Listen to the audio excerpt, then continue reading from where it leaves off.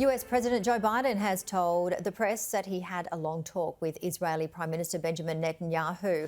Mr. Biden said it was a private conversation, but did divulge that he has not asked Mr. Netanyahu for a ceasefire. Well, joining us now is Curtin University's Dean of Global Future, Joe Siracusa. Joe, good morning to you and a very Merry Christmas. What do you make of this phone call?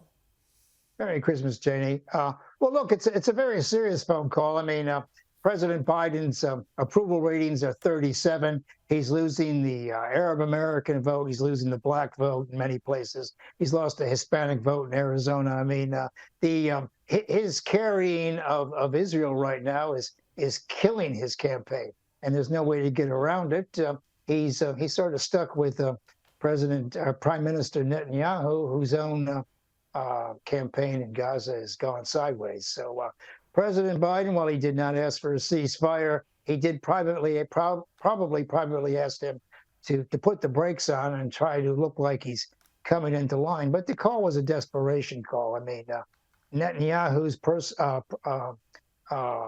ratings right now his support rating is 4%, Janie, 4%, and 96% of Israelis blame him for the intelligence failure on October 7th. So, Biden is riding a dead horse here, and he doesn't know what to do. And a lot of American people blame Biden for his inability so far to do anything with the Israelis, who are going full throttle in Gaza, and they've turned it into a shooting alley. I mean, it's very, very sad to see. And as you know from the last couple of days, they've called Christmas off in Bethlehem, which is really a shocking kind of an event. I mean, it's just it's hard to come to this. But we have the president's Israeli policy has failed. His Ukrainian policy will fail. And of course, we all remember that day in Kabul when he couldn't get people out on time. This is not a very good foreign policy president. And I think the rest of his party, Janie, is just praying that he will go away because, on that first Tuesday in November, next year, everybody's elected, including the dog catcher, and they don't want to ride that ticket with him. They see that he's very, very unpopular in terms of immigration, the economy, inflation, and the like. And there is just no saving Joe Biden, who's, whatever his cognitive abilities are, he's just been a failed presidency, and the rest of the party just doesn't want to go down the tubes with him. And it was also a big week for Trump, as you know. Colorado Supreme Court ruling that he was barred, certainly in the primaries.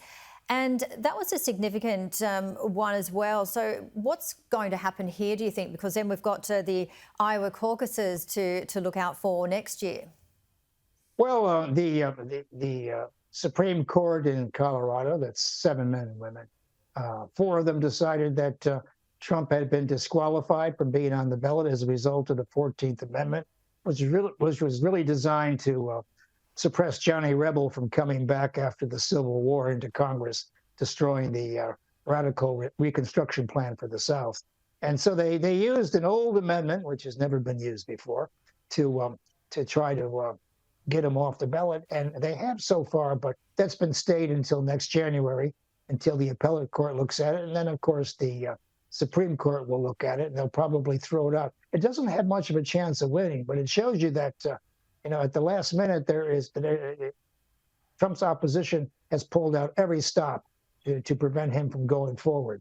And despite his 4 indictments and 91 felony charges, he's still 30 or 40 points ahead of anybody else. And he's a clear winner in a one-horse race with Joe Biden or Kamala Harris or anybody else in 224. And, the world is kind of waiting to see how this thing turns out because Donald Trump just can't be killed off for some reason. I don't know what it's going to be, but he's been able to teach Joe Biden a little lesson on how to survive.